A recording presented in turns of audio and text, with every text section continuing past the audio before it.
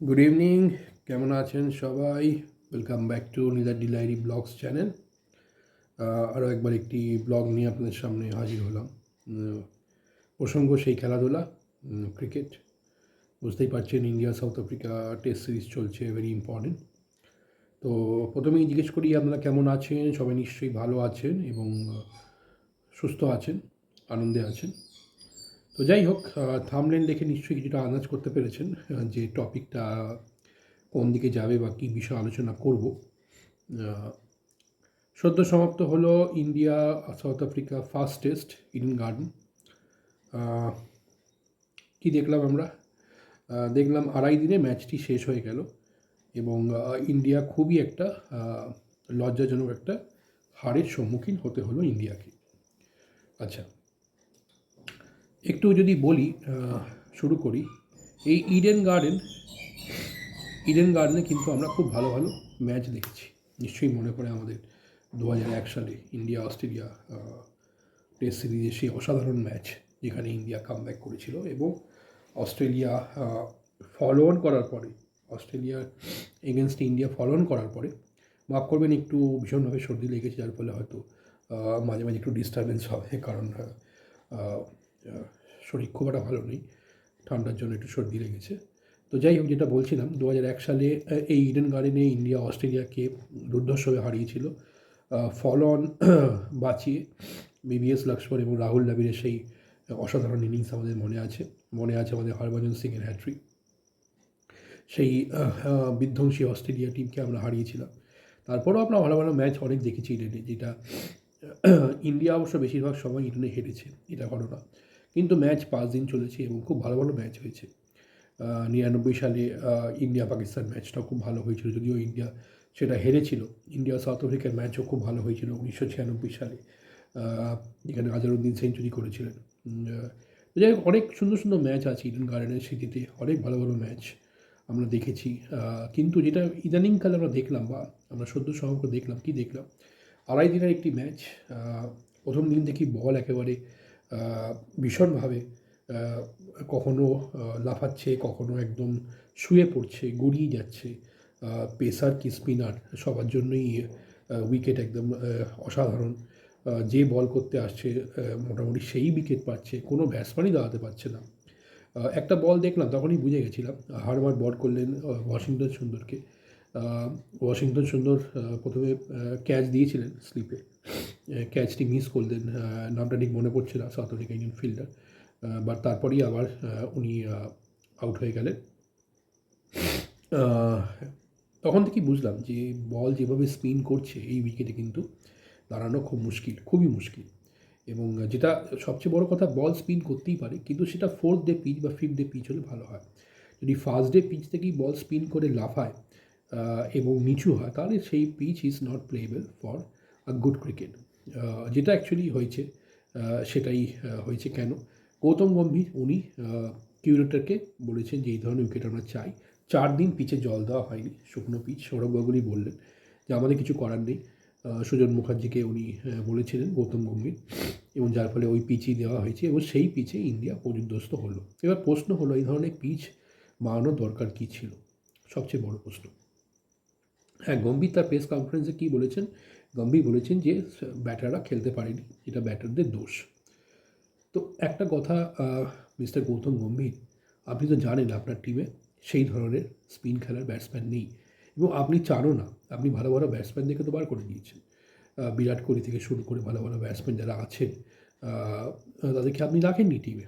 যারা পোড় খাওয়া ব্যাটসম্যান, তাবৎ রাহানে নেই, পূজারা নেই, কেউ ভালো ভালো প্লেয়ার নেই। যারা আছে তারা তো 20-20 প্লেয়ার। আপনি সেই ধরনের প্লেয়ারদের দিন তো টিম বানাচ্ছেন। আপনি ওয়াশিংটন সুন্দরকে 3 নম্বরে খেলাচ্ছেন। ওয়াশিংটন সুন্দর যে হচ্ছে bowler basically, who can bat. আমরা বলতে পারি না যে উনি উনি অলরাউন্ডার, এটা বলা যায় না। ঠিক আছে, বিটস অ্যান্ড পিসেস প্লেয়ার, 20-20তে মোটামুটি ভালোই খেলছেন, খারাপ বলবো না, but he cannot be termed as a genuine allrounder or a good proper batsman who can bat at number 3। Number 3তে আমরা কাকে চাই? আমরা রাহুল দ্রাবিড়কে দেখেছি, আমরা দেখেছি বড় বড় ব্যাটসম্যান ইন্ডিয়া হয়ে খেলেছেন, দিলীপ বেঙ্গসরকার খেলেছেন, কখনো মহিন্দ্র রামনাথও খেলেছেন। তো ভালো ভালো ব্যাটসম্যানরা খেলেছেন এখানে। কখনো সৌরভও খেলেছেন। তো আমরা আজকে ওয়াশিংটন সুন্দরকে 3 নম্বরে ব্যাটিংয়ে দেখছি টেস্ট ম্যাচে। এটা কি ভাবা যায়? এটা গৌতম গম্ভীরের জামানাই হতে পারে। একমাত্র ওনার মতো আহ, তুগলকি চিন্তাভাবনা, মোহাম্মদ তুগলক যিনি ছিলেন, তুগলকি চিন্তাভাবনায় এই ধরনের একটা জিনিস হতে পারে এবং সেখানে উনি আশা করছেন যে এই ধরনের ব্যাটাররা এই পিচে রান তুলে দেবে। 124 নয়, এই পিচে 24 রান করা মুশকিল।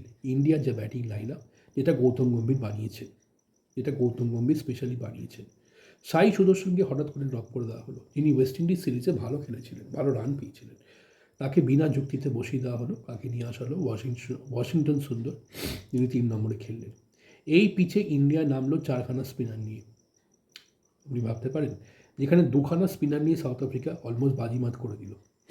তাহলে তো 2খানা স্পিনার ছিল, আর কোনো স্পিনারই নেই তাদের, হারমার আর কেশব মহারাজ। ম্যাচ শেষ করে দিল। সেখানে আমরা 4খানা স্পিনার নিয়ে লাগলাম। ওয়াশিংটন সুন্দর সারা ম্যাচে বল করলেন 2 ওভার, সারা ম্যাচে অনলি 2 ওভার 6 বল।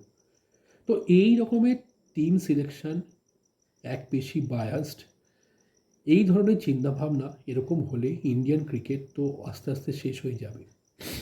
এমন একজনের হাতে আজকে বোর্ড প্রেসিডেন্ট ক্ষমতা দিয়ে দিয়েছেন গৌতম গম্ভীর, যিনি যিনি সর্বহায় বসে আছেন, যিনি টিম সিলেকশন করছেন, যিনি টিম চালাচ্ছেন, যিনি সমস্ত ডিসিশন নিচ্ছেন। শুধু মাঠে এসে খেলাটা বাকি আছে, দরকার পড়লে সেটাও নেমে যাবেন। শুভমান গিলকে পাপেট বানিয়ে রেখে দিয়েছেন। ঋষভ পান যার সামনে হাঁটু গেড়ে পরামর্শ নিচ্ছে। আমরা একটা ছবি দেখলাম ইডেন গার্ডেনে, ঋষভ পান উনি হাঁটু গেড়ে গৌতম গম্ভীরের সামনে বসে পরামর্শ নিচ্ছেন, যেমন উনি একেবারে ভগবান, গডফাদার। এই ধরনের দৃশ্য ভারতীয় ড্রেসিং রুমে 1980 1990 দশকে দেখা গেছে। সৌরভ গাঙ্গুলি এসে ড্রেসিং রুমের চেহারাটা পুরোপুরি বদলে দিয়েছিলেন। হ্যাঁ, একসময় ছিল যখন অধিনায়কের সঙ্গে কেউ কথা বলার সাহস পেত না, বা সহ অধিনায়কের ঘরে কেউ যেতে পারতো না, একটা বিশাল একটা ব্যাপার ছিল। কিন্তু সেই জিনিসটা কিন্তু সৌরভ গাঙ্গুলি এসে সম্পূর্ণ চেঞ্জ করে দিয়েছিলেন। টিমের মধ্যে একটা সুন্দর বাতাবরণ ছিল, সবাই সবার সঙ্গে মিশতে পারে, সবাই সবাইকে বন্ধুর মতো দেখে। যেই জিনিসটা গৌতম গম্ভীর এসে আবার কিন্তু একেবারে সম্পূর্ণ চেঞ্জ করে দিয়েছেন। উনি এমন একটা অ্যাটমসফিয়ার ক্রিয়েট করেছেন যেখানে কিন্তু বাবু কালচার হয়ে দাঁড়িয়েছে। যাকে খুশি টিমে নিয়ে আসছেন, কখনো ওয়াশিংটন সুন্দর, কখনো নীতিশ কুমার রেড্ডি, কখনো শিবম দুবে, কখনো হর্ষিত রানা। তারা খেলুক বা না খেলুক, তারা টিমে ঢুকে যাচ্ছে এবং তারা দুমদাম সব ম্যাচে খেলে যাচ্ছে। বাদ পড়ে যাচ্ছে যারা যারা যোগ্য প্লেয়ার, বিরাট কোহলি, রবিচন্দ্রন অশ্বিন, রোহিত শর্মা, শ্রেয়স আয়ার, মোহাম্মদ শামি। মোহাম্মদ শামি রঞ্জিতে এত ভালো খেলেছেন, 15-16খানা উইকেট নিয়েছেন 2টো ম্যাচে, তাকে টিমে সিলেকশন করা হচ্ছে না। অজিত আরুকা বলছেন তিনি যে ফিট, আমার কাছে খবর নেই। অদ্ভুত ব্যাপার, অদ্ভুত ব্যাপার। অজিত আগারকর এবং গৌতম গম্ভীর, এই দুজনে যা করে চলেছেন ইন্ডিয়ান ক্রিকেটে, এটা কিন্তু খুব একটা দেখা যায়নি। আমি গত প্রায় 35 years 40 years almost cricket follow করছি, Indian cricket, but I have never seen such a biased and such a partialism, partiality in selection, in doing everything for Indian cricket. খুবই আনফর্চুনেট জিনিস, খুবই আনফর্চুনেট জিনিস। এবং যেদিকে জিনিসটা গড়াচ্ছে, যদি আরও বেশি দিন চলে, খুব মুশকিল হয়ে যাবে। টেস্ট ক্রিকেটটাকে তো অলমোস্ট শেষ করে দিচ্ছেন গৌতম গম্ভীর। গত 6টা ম্যাচে ইন্ডিয়া দেশের বাড়িতে 4খানা ম্যাচ হেরেছে এবং কোনো মতে টোয়েন্টিগুলো জিতছে, তাও কতটা কী করতে পারবে আই হ্যাভ ডাউট। আসন্ন বিশ্বকাপ 2020-তে কতটা উনি ভালো কী করতে পারবেন আই হ্যাভ ফুল ডাউট।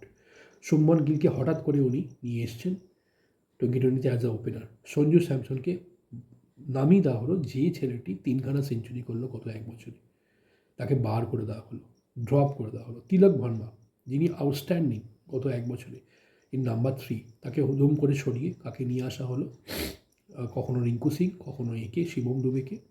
তিলক ভার্মা এবং সঞ্জু স্যামসন দুজনকেই কিন্তু অলমোস্ট আস্তে আস্তে সরিয়ে দেওয়ার চেষ্টা চলছে। তো যদি এরকম হয়, তাহলে ইন্ডিয়ান ক্রিকেট তো শেষ হয়ে যাবে। এরকম যদি খামখেয়ালি পানা, এমনি যদি একপেশি জিনিসপত্র চলে, তাহলে তো ইন্ডিয়ান ক্রিকেট এবার আস্তে আস্তে এক্সটিংক্ট হয়ে যাবে, শেষ হয়ে যাবে। তো এটাই মানে ভগবানের কাছে প্রার্থনা, ক্রিকেট দেবতার কাছে, যে এই জিনিসটা যেন আস্তে আস্তে এটাকে যেন সরিয়ে দেওয়া হয়। গৌতম গম্ভীরকে এই ক্ষমতা, এই যে একেবারে মানে একচ্ছত্র ক্ষমতা দেওয়া হয়েছে সব কিছু করার, এই যে সম্পূর্ণ মানে এক্সক্লুসিভ পাওয়ারটা দেওয়া হয়েছে, এই পাওয়ারটা কিন্তু গৌতম গম্ভীরের কাছ থেকে এখন নিয়ে নেওয়া উচিত। He is actually destroying everything, he is destroying everything. Eden গার্ডেনে একটা সুন্দর উইকেট আমরা প্রিপেয়ার করতে পারতাম, 5 দিন ম্যাচটা চলতো এবং ইন্ডিয়া কিন্তু জিততে পারতো। ইন্ডিয়ার বোলিং আছে, ব্যাটিং আছে, এভরিথিং দে হ্যাভ গট, ভালো স্পিনার আছে। সেখানে কী হলো, 2.5 দিনে ম্যাচটা শেষ হয়ে গেল, ল্যাজে গোবরে করে ইন্ডিয়া 30 রানে হেরে গেল। তারপরে গৌতম গম্ভীরে ওনার কিন্তু কোনো লজ্জা নেই, উনি বুক উঁচু করে মাথা উঁচু করে বলছেন ব্যাটসম্যানরা খেলতে পারেনি। তো ভাই, ব্যাটসম্যান খেলতে পারেনি তো তার দায় কার? তোমার। তুমি সেই টিম নিয়ে ওই রকম টিম বানিয়েছো কেন যারা ব্যাটসম্যানরা স্পিন খেলতে পারে না, এবং তুমি জেনে শুনে তুমি একটা খোয়ার তৈরি করেছো, একটা খোয়ার তৈরি করেছো যেখানে বল লাফাচ্ছে, গড়াচ্ছে, কি হচ্ছে কেউ জানে না। যদি আইসিসিতে ইন্ডিয়া দাপট না থাকতো, এই ইডেনটাকে কিন্তু আইসিসি সম্পূর্ণ এটাকে একদম ব্যান করে দিত, যেখানে খেলা হবেই না। অতীতে হয়েছে। আজকে আইসিসিতে ইন্ডিয়ার দাপট, সেখানে সব জায়গায় ইন্ডিয়া আছে বলে এই জিনিসগুলো হচ্ছে না। বা যেটা যে যে পিচে খেলা হয়েছে সেই পিচ কিন্তু কোনো মতেই যোগ্য নয় ভালো ক্রিকেটের জন্য। Everybody has toll that, everybody has toll that. তো এটাই সবচেয়ে বড় কথা। এটাই বলতে চাই যে গৌতম গম্ভীর কে বিসিসিআই এবার আস্তে আস্তে তাদেরকে নির্দেশ দিক যে ভাই তুমি তোমার এই এই এই জিনিসগুলো বন্ধ করো, বা কাউকে একটা অ্যাপয়েন্ট করা হোক গৌতম গম্ভীরের মাথায়, যিনি সব কিছু করবেন। গৌতম গম্ভীর শুধু কোচ হিসেবে থাকবেন, উনি যে কাজকর্মগুলো করে চলেছেন সেগুলো কিন্তু ভারতীয় ক্রিকেটকে একেবারে তলানিতে নিয়ে যাবে। যদি উনি কিছুদিন আরও এই জিনিস চালিয়ে যান, তাহলে সমস্ত ভালো ভালো প্লেয়ার শেষ হয়ে যাবে এবং ইন্ডিয়ান ক্রিকেট কিন্তু will absolutely get spoil, will absolutely hit the lowest bottom line of as ever it had done in last few years. It will hit the bottom rock, what I would say. তো একটাই অনুরোধ বিসিসিআইকে যে তারা গৌতম গম্ভীরকে আগে ওপরে কাউকে বসা, উনি অনলি কোচ হিসেবে থাকুক, just coaching to coach the team, but there should be a person who actually control everything regarding selection, regarding team management, everything. Otherwise Gautam গম্ভীরকে রিপ্লেস করে দেওয়াই ভালো।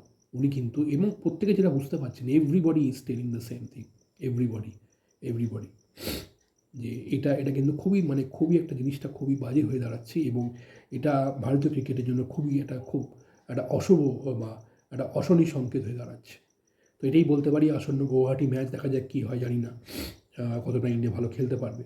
যদি ইন্ডিয়া জেতে ভালো, আর যদি হেরে যায় তাহলে কিন্তু ওয়ার্ল্ড টেস্ট চ্যাম্পিয়নশিপে কিন্তু ইন্ডিয়ার কিন্তু বেশ বেকায়দায় পড়ে যাবে।